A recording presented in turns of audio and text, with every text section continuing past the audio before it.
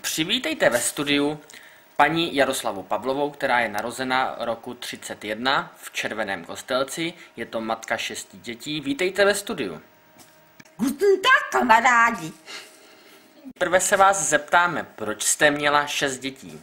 Protože jsme ani jednu nezabili. Tak jako nezabili. Vy jste nějaký děti někdy zabila nebo nezabila? Vždyť to říkám česky. Žádné děti jsme nezabili. A v republice zabijou přes 1000 dětí. 70 dětí klidně zabijou, v Čechách zabijou 70 nenarozených dětí. To je jako 2 autobusy denně. Vy jste tolik dětí opravdu plánovala, nebo jste chtěla mít jenom 2, 3 děti, maximálně 4? Proč zrovna 6? No my jsme je neplánovali. Vy jste je Jak Pán Bůh neplánovali. dál, tak přišli. Ale Jo. to zabíjení dělají doktoři a to jsou prasata. A o všechny jste se starala sama, o všechny děti? Snažila jsem se.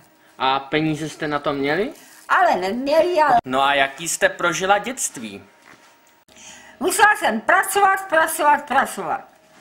No a zrovna když jste nepracovala, tak co jste dělala? Hráli jsme třeba divadlo, lozili jsme po půdě na seně nebo mezi otýpkama slámy Jo. a pak jsme dostali vejprask. A měla jste v životě svých více manželů, nebo manžela jste měla jenom jednoho? Jednoho. Jednoho.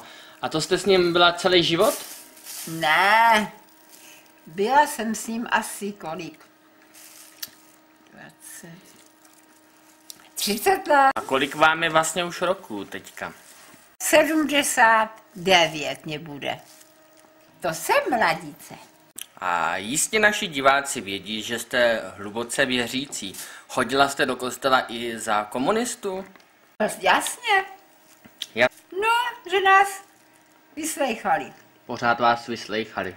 Jo. A co byste na závěr řekla našim divákům? Co byste jim chtěla vzkázat? Aby se měli rádi a byli hodní. Aby poslouchali, jak to chce Pán Bůh a bude nebe na zemi. No, tak to byla poslední otázka pro paní Jaroslavu Pavlovou z Batňovic.